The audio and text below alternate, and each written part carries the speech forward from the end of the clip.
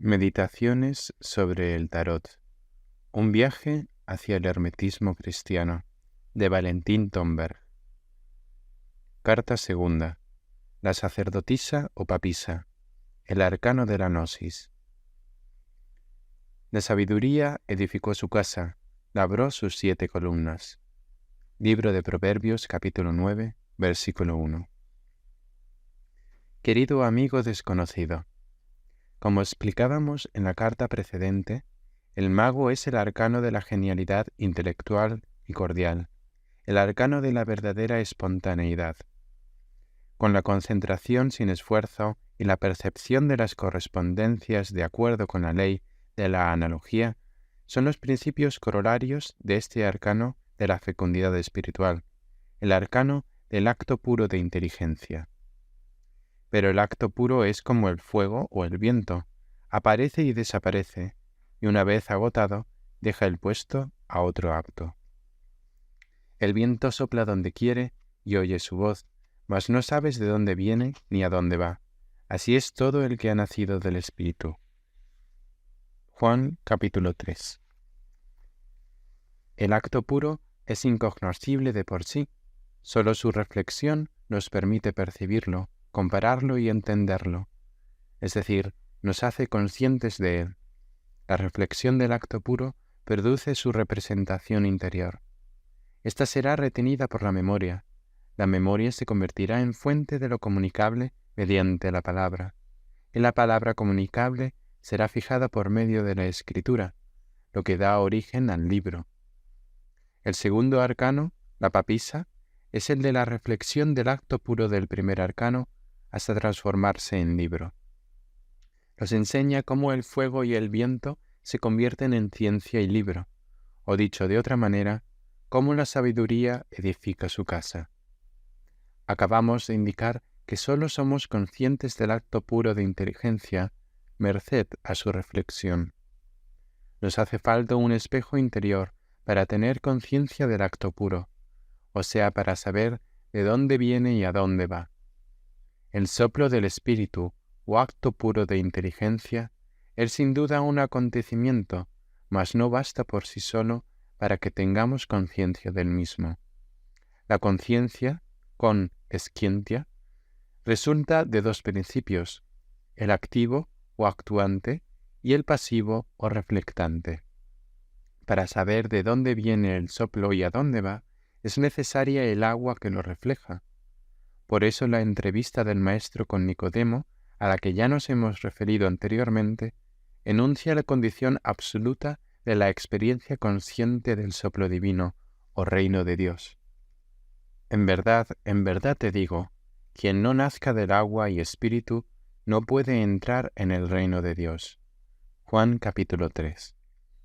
En verdad, el Maestro repite la palabra verdad en una fórmula mántrica, es decir, casi mágica, de la realidad de la conciencia. Enuncia así que la plena conciencia de la verdad resulta de la verdad insuflada y reflejada. La conciencia reintegrada en el puesto que le corresponde, la cual no es otra cosa que el reino de Dios. Presupone dos renovaciones equivalentes al nacimiento en los dos elementos constitutivos de la misma, el espíritu activo y el agua reflectante. El espíritu debe transformarse en soplo divino en lugar de la arbitraria actividad personal, y el agua debe llegar a ser un espejo perfecto de ese soplo divino, en vez de dejarse agitar por el tumulto de la imaginación, las pasiones y los deseos personales. La conciencia reintegrada debe nacer del agua y el espíritu, cuando el agua haya vuelto a ser virgen y el espíritu se haya convertido en soplo divino o Espíritu Santo. Esta conciencia nacerá, pues, en el seno del alma humana, de manera análoga al nacimiento o a la encarnación histórica del Verbo, y por obra del Espíritu Santo se encarnó de María, la Virgen. El renacimiento del agua y el Espíritu que el Maestro enseñó a Nicodemo es la reexposición del estado de la conciencia no caída, donde el Espíritu era el soplo divino y donde este soplo se veía reflejado por la naturaleza virginal. He aquí el yoga cristiano. Su fin no es la liberación radical, mukti, a saber, el estado de conciencia sin soplo ni reflexión, sino más bien el de la reacción completa y perfecta a la acción divina, el bautismo de agua y el del Espíritu. Estas dos clases de bautismo obran la reintegración de los dos elementos constitutivos de la conciencia como tal, el elemento activo y el elemento pasivo. No hay consciencia sin ambos elementos, y la supresión de esta dualidad mediante cualquier método práctico inspirado por el ideal de la unidad, Advaita o nueva dualidad, lleva necesariamente a la extinción no del ser, sino de la conciencia misma. Esto no sería entonces un nuevo nacimiento de la conciencia, sería más bien su regreso al estado prenatal de embrión cósmico. He aquí, en cambio, el punto de vista de Plotino sobre la dualidad subyacente a toda forma y grado de conciencia, es decir, sobre el principio activo y su espejo. Así como en tales casos, cuando hay un espejo, se produce la imagen, y cuando no hay espejo, no se halla éste en buen estado, existe a pesar de todo en la realidad aquello de lo que podría surgir una imagen. Así también sucede con el hombre. Cuando la zona anímica donde se hacen visibles las imágenes del pensamiento y espíritu está en calma, aparecen estas imágenes, y es como si se conocieran por percepción sensorial. Entonces el conocimiento advierte de antemano que se trata de productos del intelecto y el pensamiento.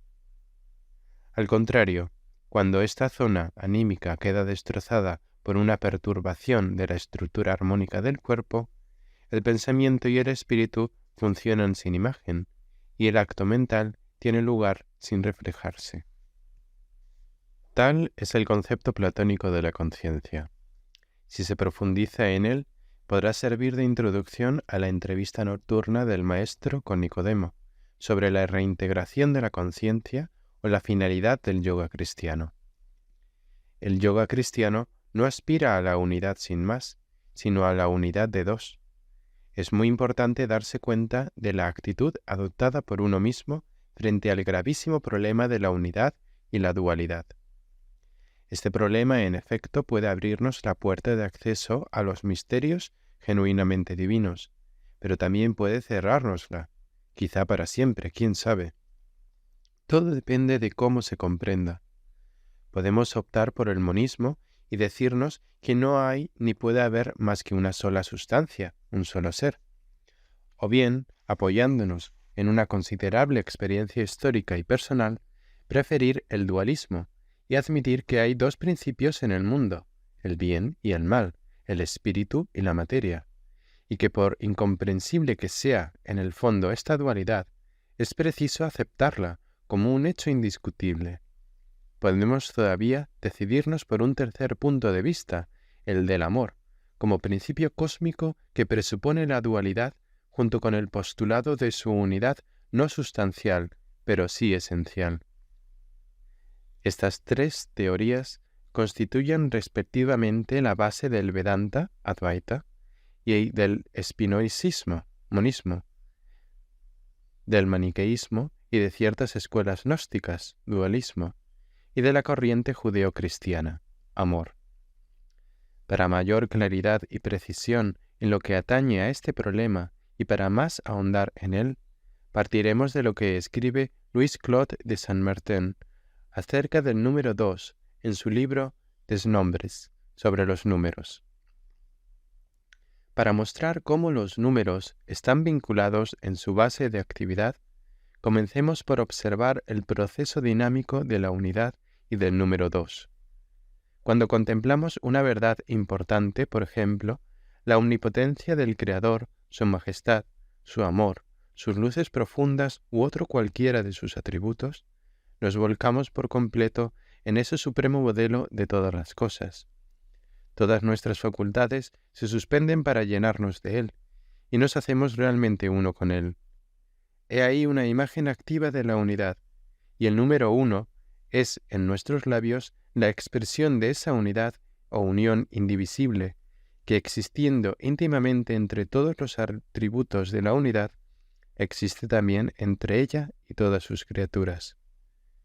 Pero si después de volcar nuestras facultades contemplativas en esa fuente universal, dirigimos nuestros ojos a nosotros mismos y nos llenamos de nuestra propia contemplación, mirándonos como un principio de las claridades o satisfacciones internas que dicha fuente nos ha procurado, desde ese mismo instante establecemos dos centros de contemplación, dos principios separados y rivales, dos bases desvinculadas entre sí.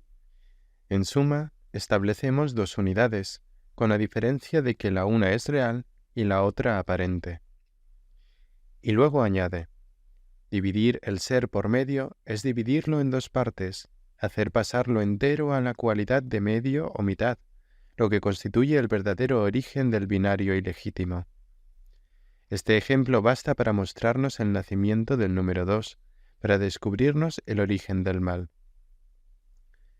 La dualidad implica, por tanto, el establecimiento de dos centros de contemplación, dos principios separados y rivales, el uno real y el otro aparente. Aquí radica el origen del mal, que no es sino el binario ilegítimo. ¿Es esta la única interpretación posible de la dualidad, del binario, del número 2?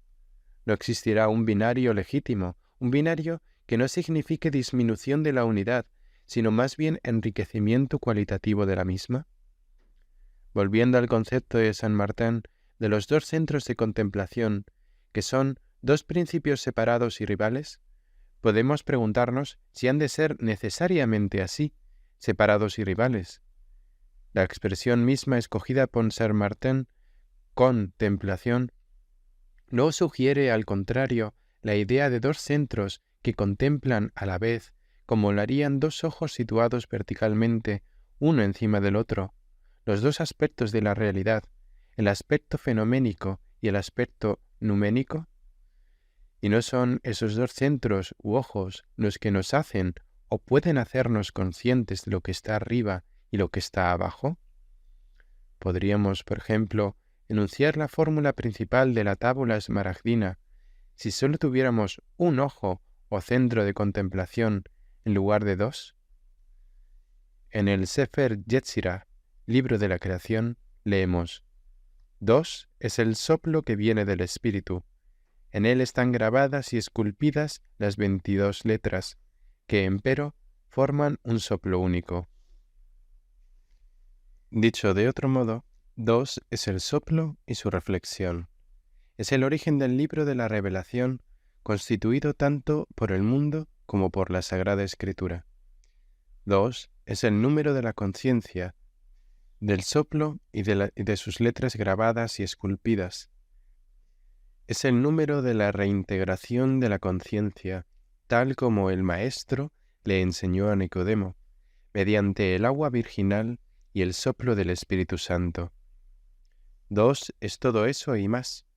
No sólo el número 2 no es necesariamente el binario ilegítimo descrito por Saint Martin, sino que en muchos casos es el número del amor y la condición fundamental del amor que él presupone y exige. El amor, en efecto, es inconcebible sin el par, constituido por el amante y el amado, sin el yo y el tú, sin el uno y el otro. Si Dios fuera uno y no hubiera creado el mundo, no sería el Dios revelado por el Maestro, el Dios de quien San Juan dice: Dios es amor, y quien permanece en el amor, permanece en Dios y Dios en él. Primera carta de Juan, capítulo 4. No lo sería porque no amaría a nadie salvo a sí mismo. Siendo esto imposible desde el punto de vista del Dios del amor, se le manifiesta a la conciencia humana como Trinidad eterna del amante que ama, del amado que ama, y de su amor que los ama, Padre, Hijo y Espíritu Santo.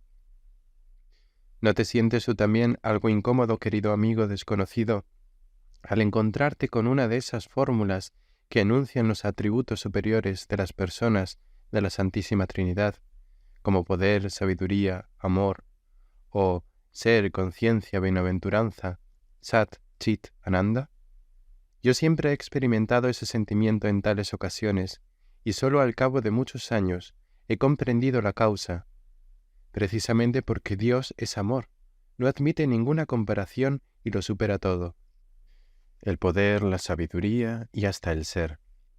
Nos es lícito, si lo deseamos, hablar del poder del amor, la sabiduría del amor y la vida del amor, para hacer una distinción entre las tres personas de la Santísima Trinidad, pero no cabe poner en el mismo plano el amor, por un lado, y por otro la sabiduría, el poder y el ser. Esto no es factible porque Dios es amor, y es el amor y sólo el amor el que por su presencia da valor al poder, a la sabiduría e incluso al ser. Pues el ser, sin amor, no tiene valor alguno. Ser, sin amar, constituiría la más espantosa de las penas, el infierno mismo. Por consiguiente, ¿supera el amor al ser? ¿Cómo dudarlo después de la revelación de esta verdad hace 19 siglos por el misterio del Gólgota? Lo que está arriba es como lo que está abajo, y el sacrificio que por amor el Dios encarnado hizo de su vida y ser terrenos, ¿no demuestra la superioridad del amor sobre el ser? Y la resurrección no es la prueba del otro aspecto de la primacía del amor sobre el ser, de que el amor no sólo es superior al ser, sino que lo engendra y restablece. El problema de la primacía del ser o del amor se remonta a la antigüedad. Platón, en su República, lo evocaba así. Dirás, creo yo, que el sol da a las cosas visibles no sólo la capacidad de ser vistas, sino también la génesis, el crecimiento y el sustento, sin tener que ser él mismo génesis. Confiesa, pues, que a su vez las cosas inteligibles reciben del bien no sólo su inteligibilidad, sino igualmente su ser y esencia, aun cuando el bien mismo no se identifique con el ser, sino que lo supera en dignidad y fuerza. Y 7 siglos más tarde, el filósofo Salustio, amigo del emperador Juliano, escribiría: si la causa primera fuese alma, todo sería animado. Si fuese inteligencia, todo sería inteligente. Si fuese ser, todo debería participar del ser. Ahora bien, como algunos se han percatado de que toda cosa participa del ser, han identificado el ser con la causa primera. Cierto que si los seres existentes fueran solamente seres y no fueran buenos, su afirmación podría ser verdad. Pero si los seres no existen sino a causa de la verdad y participan del bien, resulta necesario que el primer principio sea superior al ser y que sea bueno de por sí. He aquí la máxima prueba: las almas generosas desprecian de hecho, por el bien, la persistencia en el ser, cuando deciden exponerse al peligro por su patria, sus amigos y la virtud. El primado del bien, siendo el bien la noción filosófica abstracta de la realidad del amor, respecto al ser, forma también parte de las cuestiones tratadas por Plotino, así como por Proclo y Dionisio Areopagita. San Buenaventura intentó conciliar esta primacía platónica del bien con la primacía mosaica del ser, ego sum qui sum, del Éxodo capítulo 3, afirmada primero por Juan Damasceno y luego por Tomás de Aquino. Este último declara que entre todos los nombres divinos hay uno eminentemente propio de Dios, a saber, el que es, por no significar otra cosa que el ser mismo. Etienne Gilson escribe, de acuerdo con Santo Tomás, San Juan Damasceno y Moisés, que el ser es el principio de una inagotable fecundidad metafísica, y añade: no hay más que un Dios, y este Dios es el ser. He aquí la piedra angular de toda filosofía cristiana. Y no la ha puesto Platón, ni tampoco Aristóteles, sino Moisés. ¿Qué alcance tendrá, por tanto, que uno adopte la primacía del ser o la del bien, o según San Juan, la del amor? La noción del ser es neutral desde el punto de vista de la vida moral. Para adquirirla no es necesaria ninguna experiencia de lo bueno y lo bello. Tan solo la experiencia del reino mineral bastaría ya para llegar a la noción moralmente neutral del ser. El mineral, en efecto, es. Por eso la noción del ser es objetiva. Exige, en el fondo, la cosa subyacente a todas las cosas, la sustancia permanente detrás de todos los fenómenos. Te invito, querido amigo desconocido, a cerrar los ojos y darte cuenta exactamente de la imagen que acompaña este concepto en tu imaginación intelectual. ¿No te encuentras con la representación vaga de una sustancia sin color ni forma, muy semejante al agua del mar? Mas sea cual fuere tu imagen subjetiva del ser como tal, la noción del ser es moralmente indiferente y por ende esencialmente naturalista. Implica algo pasivo, un dato o hecho inmutable. Al contrario, cuando evocas el amor, en el sentido que le da San Juan, o la idea platónica del bien, te encuentras con algo que es actividad esencial y que no es ni mucho menos neutral respecto de la vida moral, sino su corazón mismo. La imagen que va con este concepto de puro actuar será la del fuego o el sol. Platón compara la idea del bien con el sol y la luz de éste con la verdad, en vez de la imagen de un líquido indeterminado. Tales y Heráclito tuvieron esas dos distintas concepciones. El uno veía la esencia de las cosas en el agua, el otro en el fuego. Pero aquí, ante todo, la idea del bien y su culminación, el amor, se debe al concepto del mundo como proceso moral, mientras que la idea del ser y su cima, el Dios que es, viene de un concepto del mundo como hecho natural. La idea del bien y del amor es esencialmente subjetiva. No se puede llegar a concebirla sin haber tenido experiencia de la vida psíquica y espiritual, en tanto que la idea del ser, esencialmente objetiva, como ya hemos dicho, sólo supone cierto grado de experiencia externa, por ejemplo, la del reino mineral. La consecuencia de la opción entre estas dos actitudes del alma, como yo las llamaría en lugar de puntos de vista, consiste sobre todo en que el carácter mismo de la experiencia práctica y mística que resulta de tal opción varía según lo que se escoja. Quien escoja el ser, aspirará al ser verdadero, y quien escoja el amor, aspirará al amor. Ahora bien, solo se encuentra lo que se busca. El buscador del ser verdadero llegará a la experiencia del reposo en el ser, y como no pueden existir dos seres verdaderos, el binario ilegítimo de San Martín, o dos sustancias a la vez eternas y separadas, sino solamente un ser y una sustancia, se suprimirá el centro del falso ser, el ahamkara de la existencia separada de una sustancia independiente del yo. El rasgo distintivo de esta vía mística es que se pierde la capacidad de llorar. Un discípulo adelantado del yoga y del Vedanta tiene los ojos permanentemente secos, mientras los maestros de la Cábala, según el Zohar, lloran mucho y a menudo. También la mística cristiana habla del don de lágrimas como dádiva preciosa de la gracia divina. El maestro lloró ante el sepulcro de Lázaro.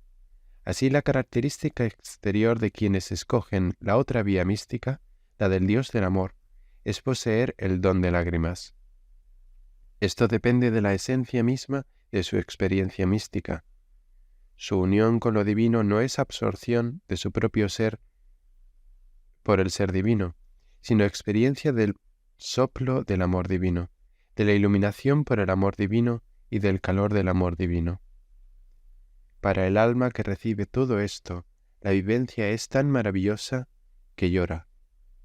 En semejante experiencia mística, el fuego se encuentra con el fuego. Nada entonces se apaga en la personalidad humana, sino al contrario, todo en ella se inflama. Tal es la experiencia del binario legítimo o unión de las dos sustancias separadas en la esencia única. Las sustancias continúan separadas para no sufrir la privación de lo que es más precioso en toda existencia, la alianza libre en el amor. Acabo de decir dos sustancias y una esencia.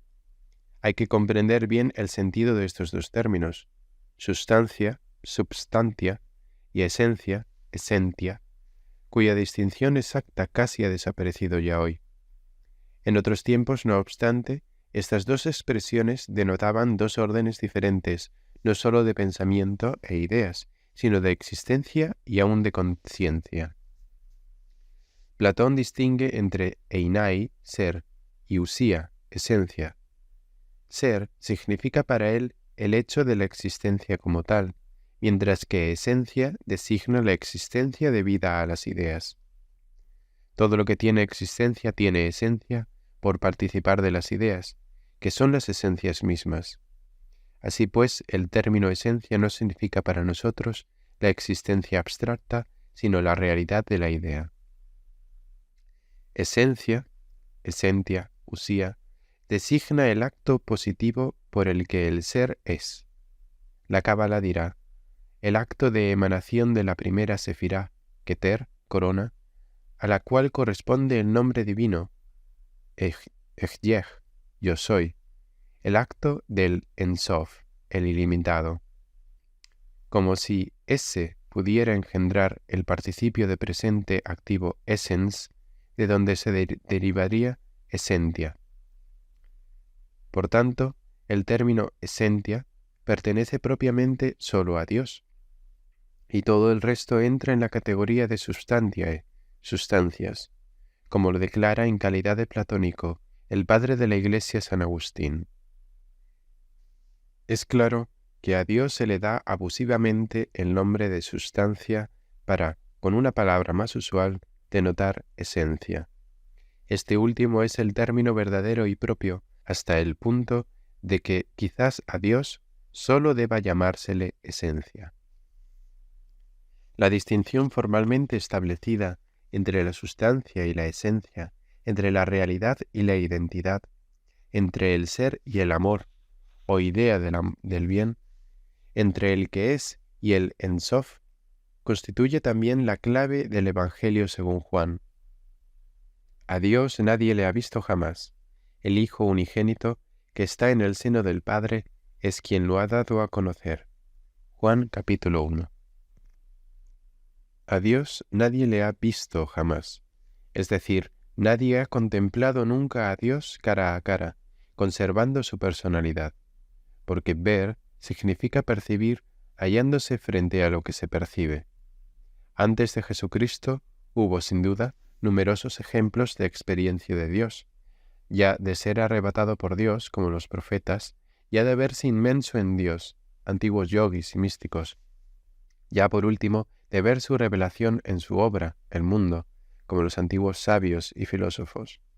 Pero nadie ha visto jamás a Dios mismo, pues ni la inspiración de los profetas, ni la inmersión de Dios de los místicos, ni la contemplación de Dios por los sabios en el espejo de la creación, equivalen a la experiencia nueva de la visión, visio, de Dios, la visión beatífica de la teología cristiana.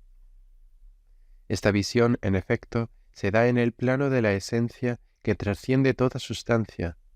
No se trata de una fusión, sino de un encuentro en el plano de la esencia, donde la personalidad humana, la conciencia de yo, queda no sólo indemne y sin trabas, sino que además llega a ser lo que es.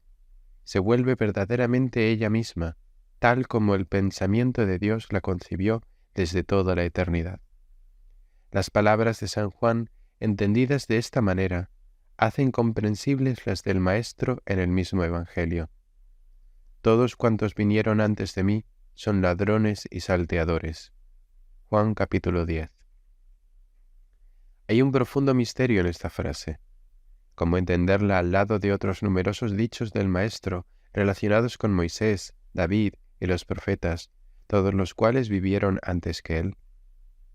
Trátase aquí no de robo o bandolerismo, sino del principio de iniciación antes y después de Jesucristo. Los maestros anteriores al advenimiento enseñaban la experiencia de Dios a expensas de la personalidad, que quedaba disminuida al ser arrebatada por Dios. En este sentido, el de la disminución o incremento del talento de oro confiado a la humanidad, de la personalidad, que es la imagen y semejanza de Dios. Goethe dice, el tesoro supremo de los hijos de la tierra es ciertamente la personalidad. Los maestros anteriores a Cristo eran ladrones y salteadores. A buen seguro daban testimonio de Dios, pero la vía práctica que los hacía testigos, mártires de Dios, y que ellos enseñaban era la de la despersonalización. La grandeza del Bhagavata, del Buda, consistía en el grado supremo de despersonalización que había alcanzado. Los maestros del yoga son maestros de la despersonificación. Los filósofos antiguos que vivían como filósofos practicaban la despersonalización, en especial los estoicos. Todos los que han escogido esa vía, la de la despersonalización, no pueden llorar, y los ojos se les han secado para siempre, porque sólo la personalidad llora, sólo ella es capaz del don de lágrimas. Bienaventurados los que lloran, porque serán consolados. Mateo capítulo 5. He aquí pues un aspecto, hay otro más profundo del que no sé si podremos tratar en las cartas siguientes, según el cual la misteriosa frase relativa a los ladrones y salteadores puede convertirse en foco de radiosalud.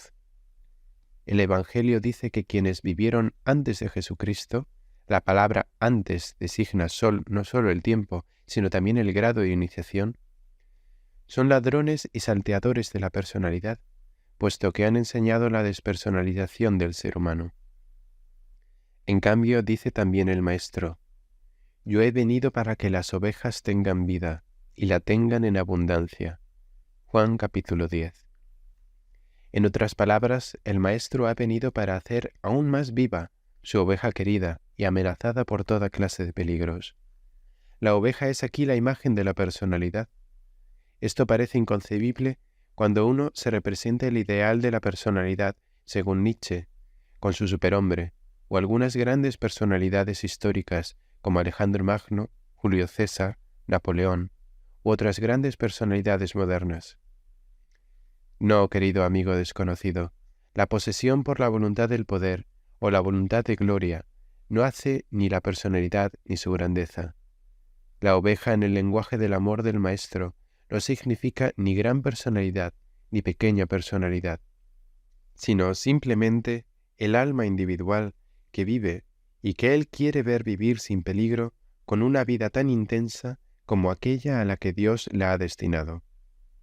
La oveja es la entidad viviente y rodeada de peligros que constituye el objeto de la preocupación divina. ¿No basta esto? ¿Hay en ello poco esplendor o poca gloria?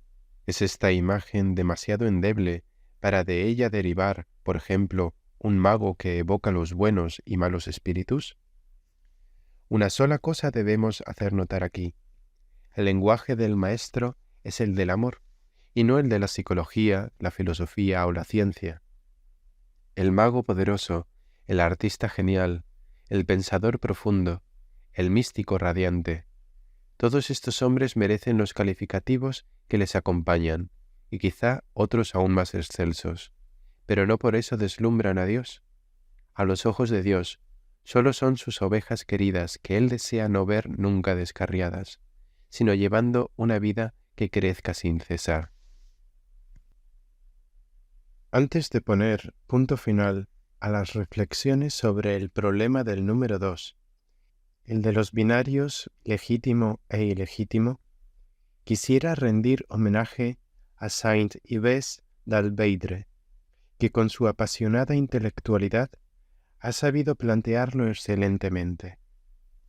En su obra hace resaltar la comparación entre el nombre divino completo, Yod-He-Vav-He, y el incompleto He-Vav-He. En el primer caso se considera Yod, la esencia, como sumo principio de la jerarquía. En el segundo se le atribuye la primacía a He, la sustancia.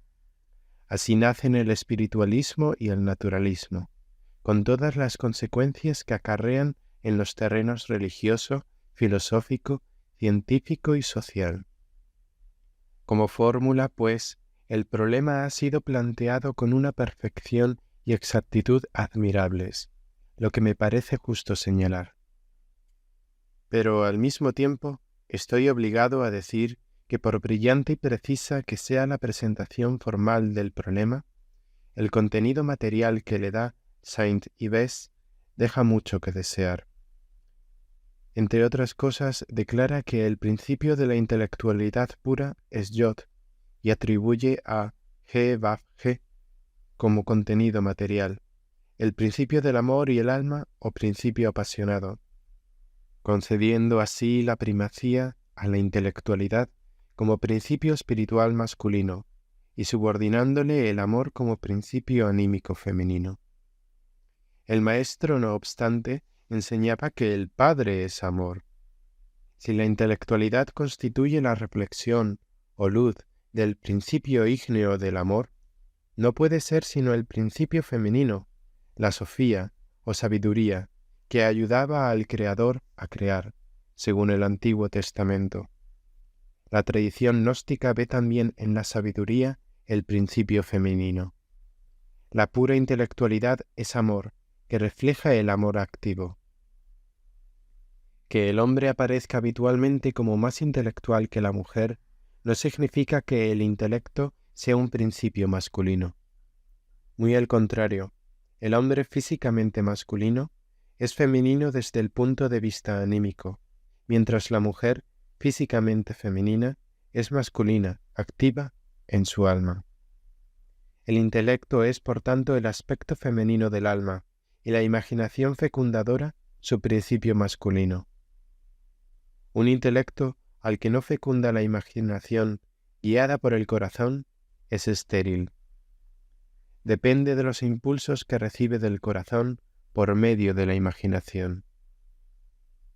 En cuanto al tercer principio, el espíritu, no es ni intelecto ni imaginación, sino amor-sabiduría. Fundamentalmente, tendría que ser andrógino, aun cuando no lo sea siempre en la práctica. He aquí, pues, lo que me parecía necesario decir sobre el problema del binario y su alcance, toda vez que la solución de este problema es la clave del segundo arcano, la papisa. Este arcano es, en efecto, el del binario subyacente a la conciencia, el de la creatividad espontánea y su reflexión.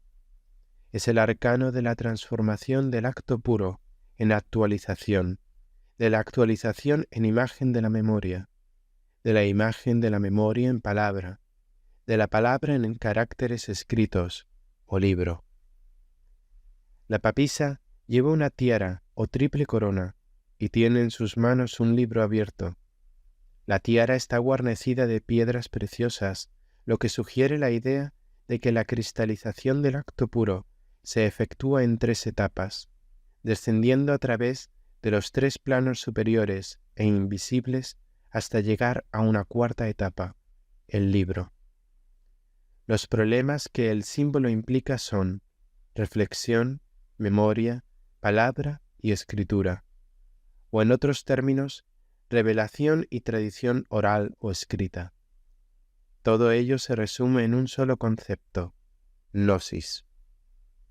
Decimos bien gnosis y en modo alguno ciencia, pues la gnosis es exactamente lo que expresa la lámina de la papisa, tanto en conjunto como en sus detalles, a saber, el descenso de la revelación, el acto puro o esencia reflejada por la sustancia, hasta la etapa final o libro. La ciencia, al contrario, comienza por los hechos, los caracteres del libro de la naturaleza. De ahí asciende a las leyes y de las leyes a los principios. La gnosis es la reflexión de lo que está arriba. La ciencia, en cambio, es la interpretación de lo que está abajo. La última etapa de la gnosis es el mundo de los hechos, donde ella misma se convierte en hecho, o sea, en libro. La primera etapa de la ciencia es el mundo de los hechos, que ella lee para llegar a las leyes y a los principios. Como la lámina simboliza la gnosis, es decir, la mística hecha consciente de sí misma, no nos ofrece la imagen de un sabio o un doctor, sino la de una gran sacerdotisa o papisa, guardiana sagrada del libro de la revelación. Y puesto que la papisa representa las etapas del descenso de la revelación, desde el diminuto círculo superior de su tierra hasta el libro abierto sobre sus rodillas, su postura es conforme al papel que desempeña. Está sentada. Ahora bien, estar sentado denota una relación entre la vertical y la horizontal, que corresponde a la tarea de proyección hacia afuera, horizontal, libro, propia de la revelación descendente, vertical, tiara. Esta posición indica el método práctico de la gnosis, así como la postura en pie del mago indica el método práctico de la mística. El mago se atreve, osa, y por ello está en pie. La papisa sabe, por eso está sentada. El cambio de osar en saber entraña un cambio de posición, la del mago en la de la papisa. La esencia de la mística pura es la actividad creadora. Uno se vuelve místico cuando osa elevarse, es decir, mantenerse derecho, y luego más y más derecho, por encima de toda criatura, hasta la esencia del ser, el divino fuego creador. La concentración sin esfuerzo es la ignición sin humo ni crepitación. Su parte humana es el acto de osar, aspirar a la suprema realidad. Y este acto solo es real y eficaz cuando el alma se halla serena y el cuerpo enteramente relajado, sin humo ni crepitación. La esencia de la gnosis pura es la mística reflejada. En ella, lo que acontece en la mística se convierte en saber. La gnosis es la mística hecha consciente de sí misma. Es la experiencia mística transformada en saber. Esta transformación se realiza por etapas. La primera es la reflexión pura o una especie de repetición imaginativa de la experiencia. La segunda etapa es su entrada en la memoria. La tercera, su asimilación por el pensamiento y el sentir hasta convertirse en mensaje o palabra interior. A la cuarta etapa, finalmente, se llega cuando esta palabra interior se transforma en símbolo comunicable, escritura o libro, es decir, cuando se formula. La reflexión pura de la experiencia mística carece de imagen y de palabra, es movimiento puro. La conciencia se mueve por contacto inmediato con lo que la trasciende, lo transsubjetivo o suprapersonal. Esta experiencia es tan cierta como la que proporciona el sentido del tacto en el mundo físico, y como ella sin forma, color ni sonido. Por eso es posible compararla con el sentido del tacto y designarla por el nombre de tacto espiritual o intuición. Esta denominación no es del todo adecuada, pero al menos tiene la ventaja de expresar el carácter del contacto inmediato, propio del primer grado de reflexión del acto místico. Aquí, experiencia mística y gnosis son todavía inseparables y constituyen una sola entidad. Si queremos establecer la relación entre, por una parte, ese estado de conciencia y los tres estados que le siguen, y por otra, el nombre sagrado Yod-He, Vah-He, que es el resumen de la gnosis judía o cábala integral, no podemos menos de atribuir dicho estado de conciencia a la primera letra, Yod. Esta letra se escribe como un punto con la tendencia a la indicada proyección, lo que corresponde admirablemente a la experiencia del tacto espiritual, que también es sólo un punto cortador del germen de todo un mundo de potencialidades. El tacto espiritual o intuición permite el contacto entre nuestra conciencia y el mundo de la pura experiencia mística. Gracias a él existe en el mundo y la historia de la humanidad una relación real entre el alma viva y el Dios vivo, lo cual constituye la religión vivida. La mística es fuente y raíz de toda religión.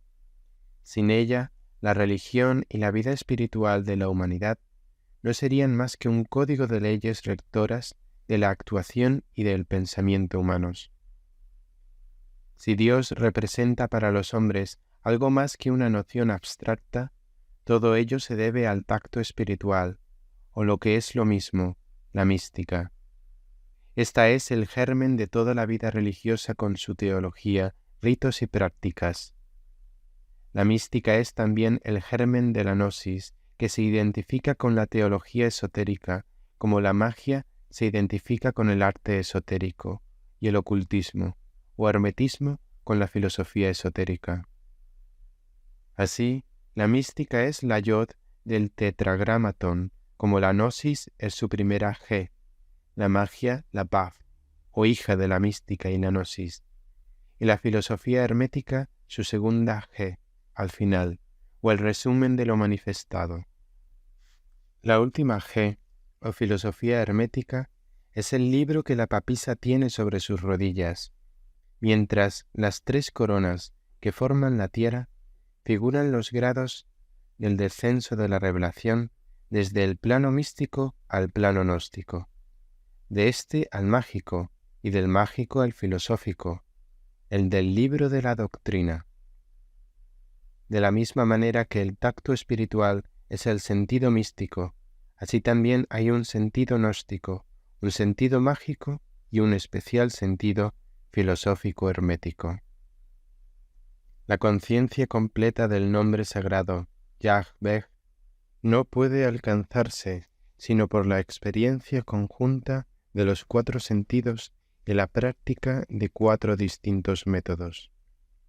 En efecto, la tesis básica de la epistemología o gnoseología hermética es que cada objeto de conocimiento exige un método de conocimiento que le sea propio.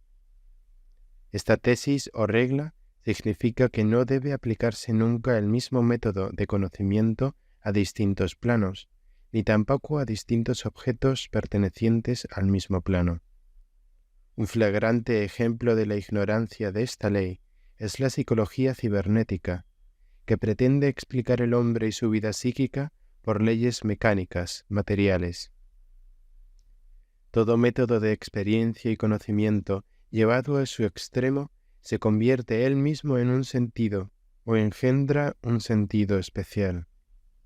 Quien ose aspirar a la experiencia de la propia esencia del ser, desarrollará el sentido místico o tacto espiritual. Si quiere no sólo vivir, sino también llegar a comprender lo que vive, desarrollará el sentido gnóstico. Y si desea poner en práctica lo que ha comprendido de la experiencia mística, desarrollará el sentido mágico. Por último, si quiere que todo lo que ha vivido, comprendido y practicado no quede circunscrito a él mismo y a su tiempo, sino que se vuelva comunicable y sea transmitido a las generaciones futuras, tendrá que desarrollar el sentido filosófico hermético y practicándolo escribirá su libro. Tal es la ley que expresa el Yod-He-Vav-He sobre el proceso de metamorfosis de la experiencia mística en tradición. Tal es la ley del nacimiento de las tradiciones. La fuente de estas es la experiencia mística. No se puede ser ni gnóstico, ni mago, ni filósofo hermético u ocultista, si el ser místico. La tradición solo es viva cuando constituye un organismo completo, cuando resulta de la unión de mística, gnosis, magia y filosofía hermética. Si esto no sucede, se descompone y muere. La muerte de la tradición se manifiesta en la degeneración de sus elementos constitutivos, al haberse separado unos de otros. Entonces la filosofía hermética, disociada de la magia, gnosis y mística, se transforma en un sistema parasitario de pensamiento autónomo, que es, a decir verdad, un auténtico complejo psicopatológico, pues hechiza o subyuga la conciencia humana y la priva de su libertad. El hombre que ha tenido la desgracia de caer víctima del hechizo de un sistema filosófico, y los maleficios de los brujos son meras bagatelas al lado de este género de hechizo, no puede ya ver ni el mundo, ni los hombres, ni los acontecimientos históricos tal como son. Únicamente los ve a través del prisma deformador del sistema que le obsesiona. Así, un marxista de nuestros días es incapaz de ver en la historia de la humanidad otra cosa que la lucha de clases. A su juicio, lo que acabo de decir de la mística, la gnosis, la magia y la filosofía será sólo una añagaza más de la clase burguesa para disimular con una bruma mística e idealista la realidad de la explotación del proletariado por la burguesía. Cuando, de hecho, yo nada he heredado de mis padres y he tenido que ganarme la vida con un trabajo que los propios marxistas consideran legítimo. Otro ejemplo contemporáneo de obnubilación por un sistema es el freudismo.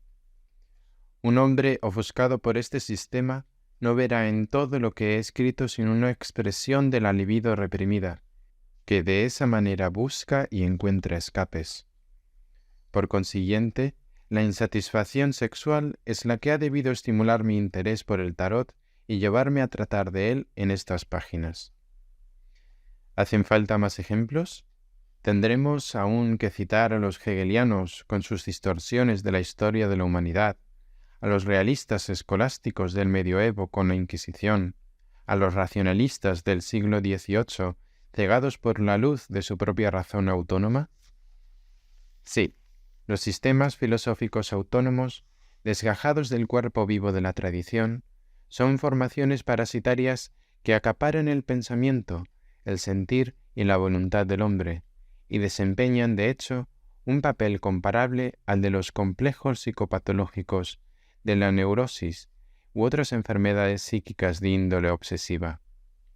Su análogo físico es el cáncer.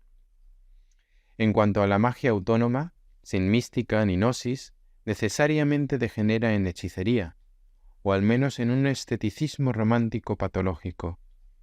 No existe la magia negra, sino magos que andan a tientas en las tinieblas. Y andan a tientas porque les falta la luz de la gnosis y de la mística. Una gnosis sin experiencia mística es la esterilidad misma. Es un mero fantasma religioso sin vida ni movimiento. Es el cadáver de la religión, animado intelectualmente por las migajas caídas de la mesa de la historia pretérita de la humanidad.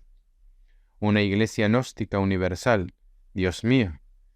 ¿Qué puede decirse? ¿Qué hay que decir de esto cuando se tiene un conocimiento siquiera rudimentario de las leyes de la vida espiritual que rigen toda tradición?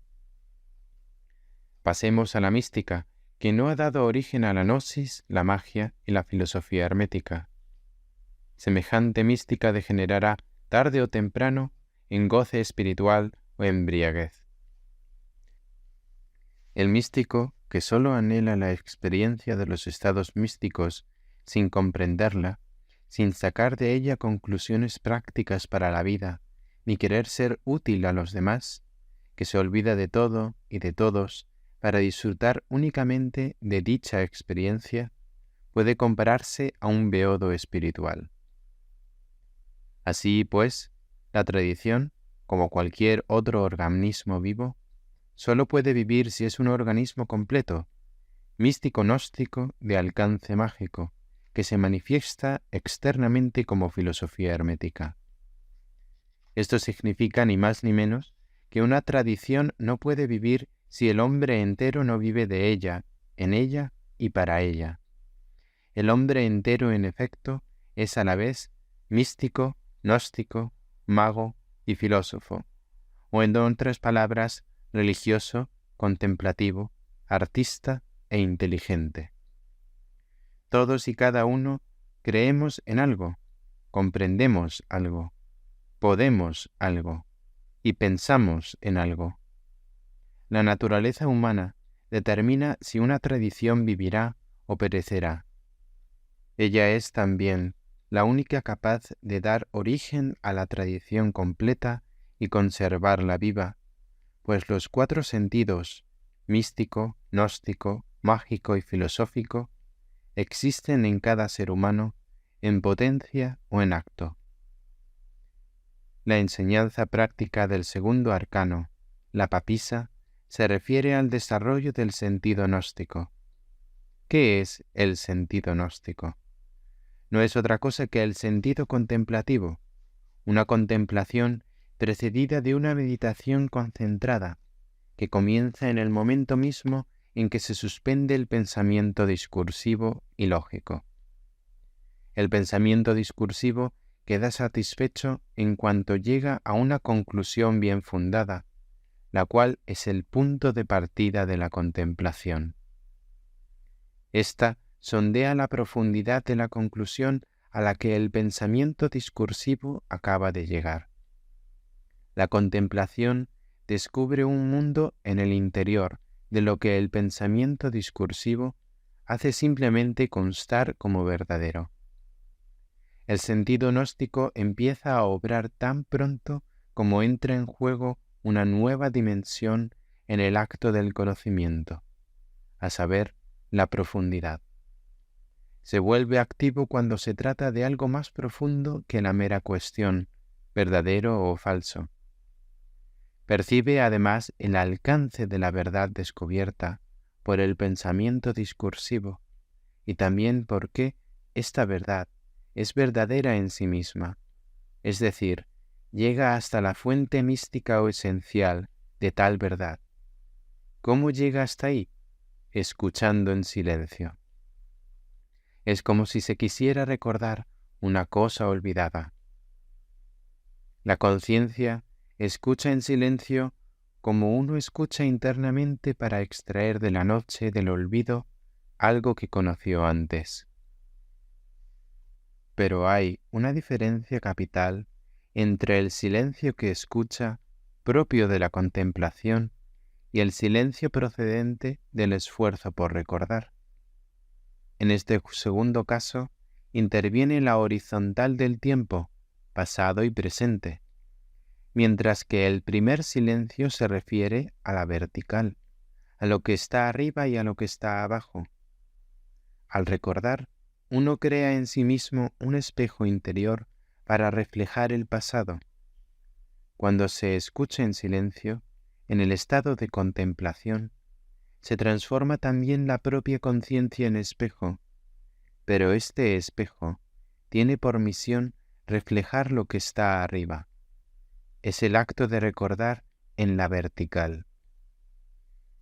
Existen en realidad 2 clases de memoria: la memoria horizontal, que hace presente el pasado, y la memoria vertical, que hace presente abajo lo que está arriba. O bien, según nuestra distinción entre las 2 categorías de simbolismo definidas en la primera carta, la memoria mitológica y la memoria tipológica.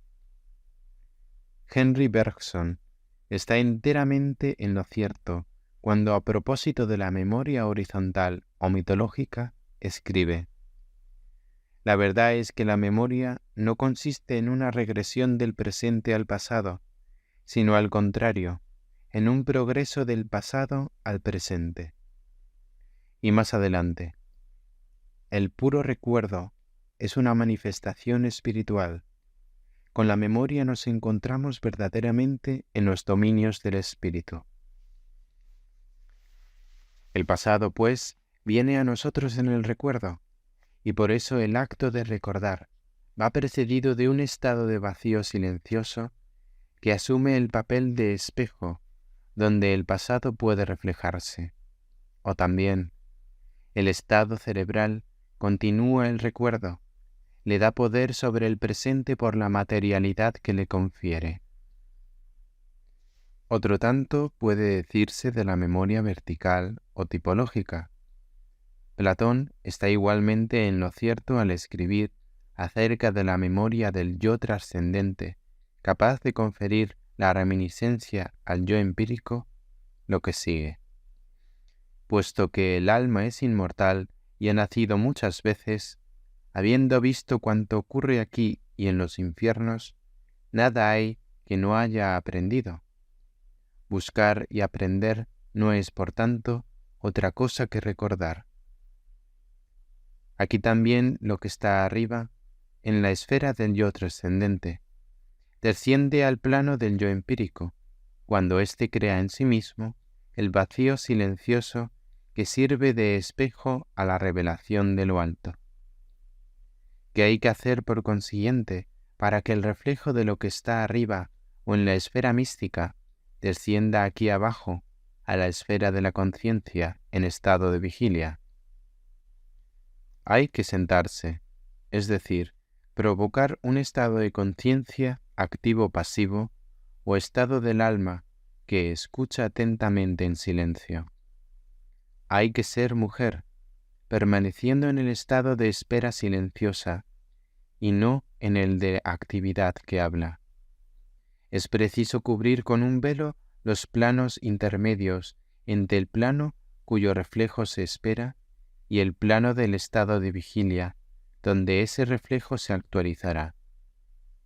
Hay que cubrirse la cabeza con una tiara, una triple corona, o sea, ocuparse de un problema o cuestión tan grave que se extienda a los tres mundos y aún más allá. Hay que tener los ojos puestos en el libro abierto sobre las rodillas, es decir, acometer la operación psicúrgica completa a fin de objetivar su resultado, a fin de continuar el libro de la tradición, de añadirle algo. Todas estas reglas prácticas de la gnosis se encuentran claramente indicadas en la lámina que representa a la papisa. Es una mujer, está sentada, lleva una tiara o triple corona, un velo suspendido por encima de su cabeza oculta los planos intermedios que ella no quiere percibir. Contempla un libro abierto sobre sus rodillas. El sentido gnóstico es, pues, el oído espiritual, como el sentido místico es el tacto espiritual. Esto no significa que el sentido gnóstico perciba sonidos, sino sólo que sus percepciones se deben a una actitud de conciencia correspondiente a la espera y atención en la escucha, y que el contacto entre el perceptor y lo percibido no es tan inmediato como en el tacto espiritual o experiencia mística. Quedan aún por caracterizar los otros dos sentidos antes mencionados, a saber, el sentido mágico y el sentido filosófico hermético. El sentido mágico es el de la proyección, mientras que el sentido filosófico hermético es el de la síntesis. Proyección equivale al acto de poner fuera, seguido del desprenderse de los contenidos de la vida interior, operación semejante a lo que sucede con la creación artística en el plano psíquico y con el parto en el plano físico. El talento del artista consiste en que puede objetivar o proyectar fuera de sí mismo sus ideas o sentimientos, logrando así sobre los demás un efecto más profundo que el de la expresión de esas ideas y sentimientos por alguien que no es artista. La obra de arte tiene vida propia. Tal sucede con la mujer que da a luz un niño, un ser dotado de vida propia que se separa de su organismo para comenzar una existencia independiente. También el sentido mágico reside en la facultad de proyectar hacia afuera los contenidos de la vida interior, que continúan dotados de vida propia. Magia, arte y concepción son esencialmente análogos y pertenecen a la misma categoría de proyecciones o exteriorizaciones de la vida interior. El dogma eclesial de la creación del mundo ex nihilo, o sea, la proyección desde la nada, tanto de las formas como de la materia, confiriéndoles vida propia, representa la culminación divina y cósmica de esta serie de analogías. La doctrina de la creatio ex nihilo es la apoteosis de la magia. Su enunciado esencial es, de hecho, que el mundo constituye un acto mágico. Por el contrario, las doctrinas panteísta, emanacionista y demiúrgica privan a la creación de su sentido mágico. El panteísmo niega la existencia independiente de las criaturas. Estas no viven sino como fracciones de la vida divina, y el mundo no es más que el cuerpo de Dios. El emanacionismo atribuye a las criaturas y al mundo solamente una existencia pasajera y por ende efímera. El demiurgismo declara ex nihilo nihil, nada puede surgir de la nada. Enseña que debe existir una sustancia coeterna con Dios, que éste emplea como material para su obra de artesanía. Dios no es por tanto el creador o autor mágico del mundo, sino sólo su artesano. Únicamente forma, reagrupa y combina los elementos materiales que le han sido dados. No se trata aquí de considerar la doctrina de la creación desde la nada como la sola explicación del mundo que encontramos a nuestro alrededor, en nosotros y encima de nosotros. El mundo es vasto y grande, en él hay sitio sobrado y existen planos para todas las modalidades de actividad constructiva que, vistas en conjunto, explican el mundo de nuestra experiencia tal como es. ¿De qué se trata entonces? De afirmar con la mayor claridad posible la tesis de que la doctrina de la creación ex nihilo es, en realidad, la expresión más acabada que uno puede imaginarse de la magia, a saber, la de la magia divina y cósmica. Pero si me preguntas, querido amigo desconocido, si creo que la creación del mundo es exclusivamente un acto mágico, sin nada que lo preceda y venga después de él, te responderé, no, no lo creo. Un acto místico y un acto gnóstico preceden en eternidad a la creación como acto mágico, y a éste le sigue la actividad de la formación por el demiurgo, o las jerarquías demiúrgicas que se encargan de la obra artesana, obra que es esencialmente la de la inteligencia ejecutora o hermético-filosófica. La cábala clásica nos proporciona un maravilloso ejemplo de paz posible entre estas doctrinas aparentemente rivales. En su doctrina de las 10 sefirot, enseña primeramente el misterio de la mística eterna, En Sof, el ilimitado. A continuación, expone la doctrina gnóstica de las emanaciones eternas en el seno de la divinidad, que preceden, in ordine cognoscendi, al acto de la creación, la cual es un acto consciente y no impulsivo o instintivo. Luego habla de la creación pura o creación ex nihilo, el acto de la proyección mágica de las ideas desde el plano de la creación al de las sefirot. Este acto mágico creador va seguido, siempre in ordine cognoscendi, de la actividad de formación en la que participan los seres de las jerarquías espirituales, incluidos los hombres. De esta manera, pues, según la cábala, el mundo pasa a ser un hecho, y el mundo de los hechos o actos que nosotros conocemos por experiencia se convierte en lo que es. Ahora bien, el Olam ha-Asiach, o mundo de los hechos, va precedido por el Olam ha-Yetzirah, el mundo de la formación, o mundo demiúrgico. Este es el producto del Olam ha-Beriah, mundo de la creación o mundo mágico, que a su vez es la realización del Olam ha-atzilut, el mundo de las emanaciones, o mundo gnóstico no separado e inseparable de Dios, que, en su esencia propia, es el misterio de la mística suprema, En Sof, el ilimitado. Es por tanto posible, y nosotros no abrigamos duda alguna al respecto, conciliar las diversas doctrinas acerca de la creación. Basta con poner cada una de ellas en su lugar, o dicho de otro modo, aplicarlas respectivamente al plano que le es propio. La Cábala, con su doctrina de las Sefirot, nos brinda una prueba admirable de lo que decimos. El panteísmo es verdad en lo relativo al Olam ha-atzilut, mundo de las emanaciones, donde no hay más que ideas en Dios, inseparables de Él.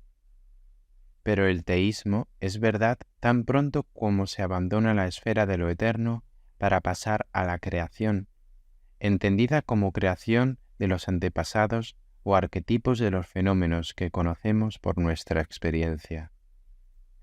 Y el demiurgismo es verdad cuando contemplamos el mundo o plano de la formación, de la evolución de los seres para hacerse conformes con sus prototipos creados. Sin embargo, prescindiendo de los mundos o planos de la formación, creación, emanación y esencia místico-divina, uno puede limitarse al solo plano de los hechos. Entonces también el naturalismo es verdad considerado aisladamente, dentro de los confines de ese plano. El establecimiento del orden jerárquico de estas doctrinas, en apariencia contradictorias, sobre la creación, nos ha llevado al centro del campo de la actividad, del sentido filosófico hermético, o sentido de la síntesis.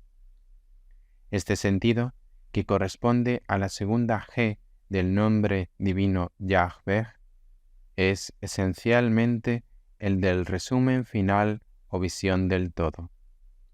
Difiere del sentido gnóstico, que corresponde a la primera G del nombre divino, en que resume o da síntesis del todo articulado, mientras que el sentido gnóstico posibilita la reflexión del todo en germen. El sentido gnóstico produce la primera síntesis, o sea, la síntesis antes del análisis. El sentido filosófico hermético, en cambio, realiza la segunda síntesis, la síntesis después del análisis.